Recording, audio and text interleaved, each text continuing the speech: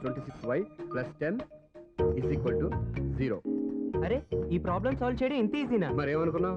అక్కనే ఏ ప్రాబ్లం అడిగినా భయపెట్టి చంపేస్తుంది అంకుల్. అలా భయపడకూడదమ్మా. అర్థం చేసుకుంటే మ్యాథమెటిక్స్ అంత ఇంట్రెస్టింగ్ సబ్జెక్ట్ ఇంకోటి లేదు. మీకు మ్యాథమెటిక్స్ వచ్చా? వచ్చా. ఈ పుస్తకాలను రాసింది మన శిశిరా. నువ్వు ఫర్దర్గా ఏం చదవాలనుకుంటున్నావు? ఇంజనీరింగ్. Very good. నేను కోచింగ్ ఇచ్చానంటే మెరిట్ గ్యారంటీ. నీకు ఎలాగైనా ఇంజనీరింగ్ సీట్ ఇప్పించే బాధ్యత నాది. ఏమైనా మాట్లాడతావా? నిన్నే అనుకుంటా. నన్ను కాదులే. నిన్నేరా? నేను రావడం హాఫ్ అన్ అవర్ లేట్ అయిందని ఎవరితో పడితే వాళ్ళతో మ్యాచ్ చూపించుకుంటావా? ఎవరో ఏంటమ్మా, నా దగ్గర చదువుకున్న నా స్టూడెంట్ నా కొడుకు నేర్పిస్తూ ఉంటే నాకెంత సంతోషంగా ఉందో తెలుసా? నేర్చుకున్నాడు. మధ్యలో నన్ను కమెంట్ చేయడం దేనికి? అది సరే, నువ్వు వెళ్ళిన పని ఏమైంది? ఏం కాలేదు నాన్న. స్వప్న, ఈ కాఫీ తీసుకెళ్ళి వాళ్ళకి ఇవ్వమ్మా. ఇంకే మర్యాద లోటు లేకుండా జరుగుతుంది అనమాట. ఏమైంది? ఏమైందేంటి? అతను ఎవరో ఏంటో పూర్తిగా తెలుసుకోకుండా గడపలోకి ఎందుకు రానివ్వాలి? ఎవరో ఏంటి, మీ నాన్నగారు స్టూడెంట్ అని చెప్పాడు కదా. మనిషి మంచివాడు, మర్యాదస్తుడు. పైగా మన కుటుంబం అంటే.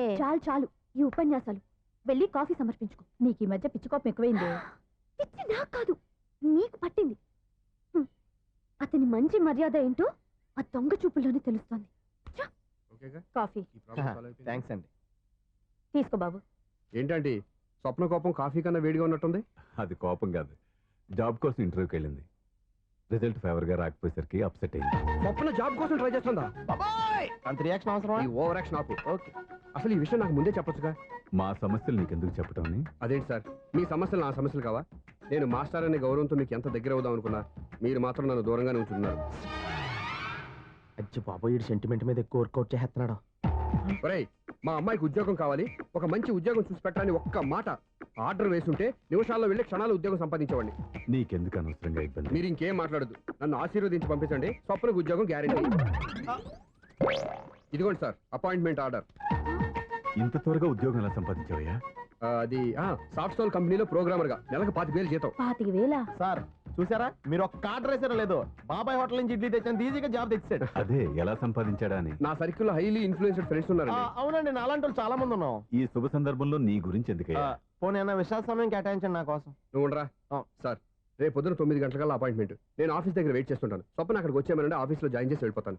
ఉండు బాబు, కాఫీ తాగి వెళ్తు గాని. కాఫీ ఏంటండి, రేపు డైరెక్ట్ గా భోజనానికి వచ్చేస్తాను. చూసారా, కప్పుతో పోయిదాన్ని కంచం దాకా తెచ్చేసుకున్నాడు మావాడు. నువ్వు రారా.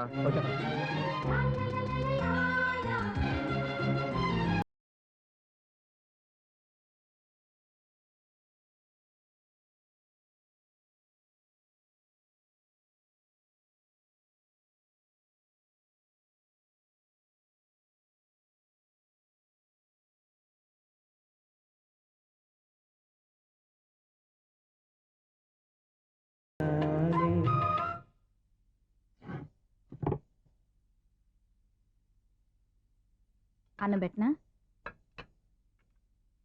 రామ్మా కూర్చో. చాలమ్మా.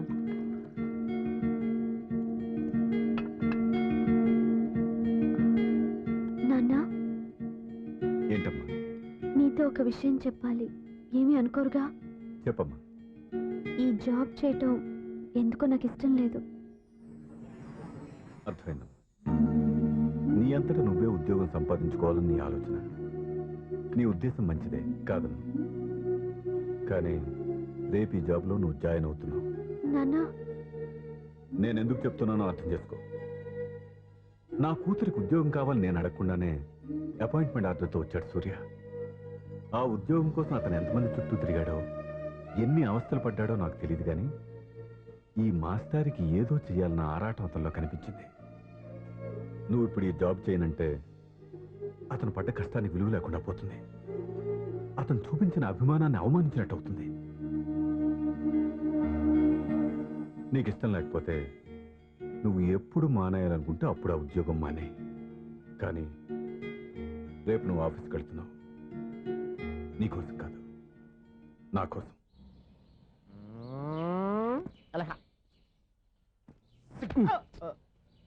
టైం అయిపోతుంది, ఇంకా మీ మిస్సం రాలేదటి. టైం ఉంది, ఇంకా 3 నిమిషాలు ఉంది. 3 రోజులు వెయిట్ చేసిన వస్తుందని నమ్మకం నాకు లేదు. నాకు నమ్మకం ఉంది స్వామి. నీకు ఓపెనింగ్ నుంచి నమ్మకం ఉంది, నాకు శుభంగా అడిదాకా నమ్మకం లేదు స్వామి.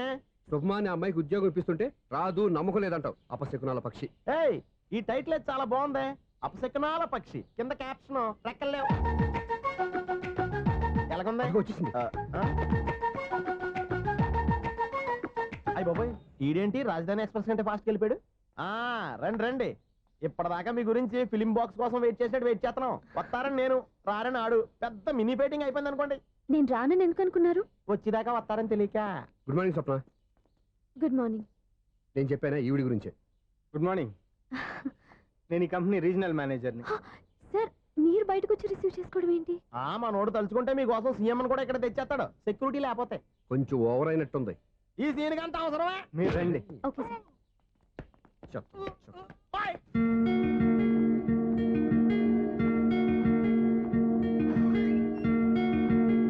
So this is your seat, feel free. మీరు చేయాల్సిన పని నా సెక్రటరీ వచ్చి మీకు చెప్తాడు. Okay, good luck. Thank you sir.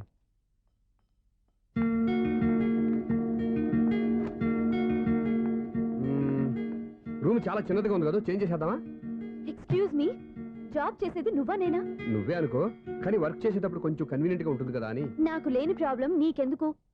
కరెక్టే కదా, వస్తాను. హలో, ఫ్రాంక్ గా చెప్పాలంటే ఈ జాబ్ చేయడం నాకు ఇష్టం లేదు. కానీ మా నాన్నగారికి తోకలవ్వే శిష్యుడిగా నువ్వు ఒకటివి దొరికావు. ప్రపంచంలో నాకు గొప్ప శిష్యుడు దొరికాడని ఆయనేమో ఒప్పిపోతున్నారు. జాబ్ చేయాలని ఆయన పట్టుపడితే విధి లేక విరక్తితో నేను ఇక్కడి దాకా వచ్చాను. నువ్వు ఇక్కడికి వచ్చి ఇది చేంజ్ చేసి అది చేంజ్ చేస్తే నా మనసు చేంజ్ అవుతుంది అనుకోవద్దు. 1 మినిట్. మళ్ళీ ఈ కంపెనీలో నిన్ను చూశానంటే ఇమ్మీడియట్ గా జాబ్ కి రిజైన్ చేస్తాను. మేషం, వృషభం, మిథునం అనుకోని వ్యక్తులు తారసపడతారు. మనకెవరు అనుకోని వ్యక్తులు తారసపడతారు ఈ రోజుల్లో? ఈ సెకండ్ గడుస్తున్నాడు వీడు దరిద్ర బ్రెయిన్ తో ఏ వీక్ పాయింట్ లాగుతాడు. ఇప్పుడు ఏమిటి చేయటం? Hello hello hello. ఏంటిడు ఫోన్ రింగ్ అవ్వకుండా అలోనేస్తాడేంటి? వీడేంటి వాడి పెదవులు వాడే కొరుక్కుంటూ ఏదో ఆలోచిస్తున్నాడు. ఎక్కడో ఏదో డిఫెక్ట్ ఉంది, చెప్తా. అయిపోయి ఇటు వచ్చేస్తాను. హలో, నేనయ్యా సెక్రటరీ మాట్లాడుతున్నాను. స్వీపర్ అనుకుంటున్నావా ఏంటి? ముందు మీరు ఫోన్ మాట్లాడండి, తర్వాత మనం మాట్లాడుకో. ఓకే ఓకే, తర్వాత మాట్లాడుకుందాం. ఈడేంటి నేను చెప్పిందే ఫోన్ లో వేరేవాడితో చెప్తాడు. ఏంటి బాబు రాగానే ప్రాబ్లం ఏంటో చెప్పాలి, అనుమానంగా అలా చూస్తున్నావేంటి?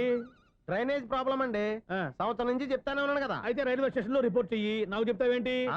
అసలు నేను అడిగిందేంటి, మీరు చెప్పేదేంటి? సింక్ లేకుండా మాట్లాడతారేంటండి? సింకు లేకుండా మాట్లాడుతున్నాను. ట్రైన్ గురించి కదా నువ్వు అడిగావు. అదిగో మళ్ళీ నేను డ్రైనేజ్ అంటుంటే మీరు ట్రైన్ అంటారేంటండి? డ్రైనేజీయా? ఎక్కడో లిప్పు తెగిపోయింది. నువ్వు మాట్లాడింది నాకు అర్థం కాలేదనుకుంటున్నావా? నేనే కామెడీగా ఉంటుందని కొంచెం కామెడీ చేశారు అంతే. ఇదేంటి నేను మాట్లాడుతుంటే ఫోన్ ఒక్క చూస్తున్నాడేంటి? హలో, నేను ఇక్కడ మాట్లాడుతుంటే నా ఫేస్ చూడకుండా ఫోన్ ఒక్క చూస్తావేంటి? ఫోన్ రింగ్ అవుతుంది అక్కడ. ఇదిగో నాకు వినపడలేదు అనుకున్నావా? నిన్ను పంపించిన తర్వాత ఫ్రీగా మాట్లాడుకుందామని.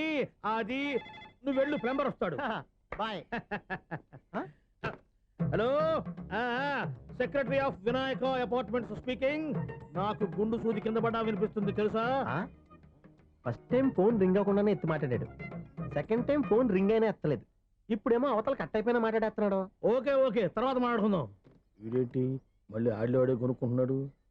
వీడి దెబ్బకు చెవులే కాదు ప్రాణాలు కూడా పోయేటట్టున్నాయి. ఏంటయ్యా నన్ను డిస్టర్బ్ చేయొద్దని ఎన్నిసార్లు చెప్పినా వినిపించుకోవే? నీకేమైనా చూడా? ఫోన్ రింగ్ అవుతుంది. ఫోన్ రింగ్ అవుతుందా? మాకు వినిపించట్లేదు అనుకుంటున్నావా?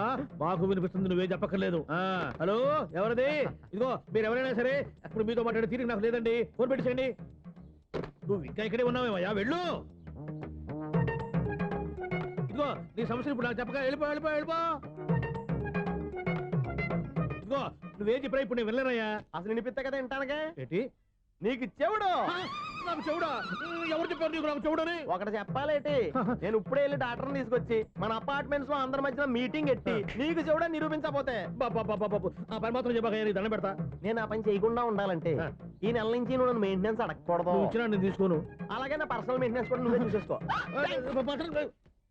పర్సనల్ మెయింటెనెన్స్ కూడా నేనే ఇవ్వాలన్నా? ఇది మరీ అన్యాయం తోండి.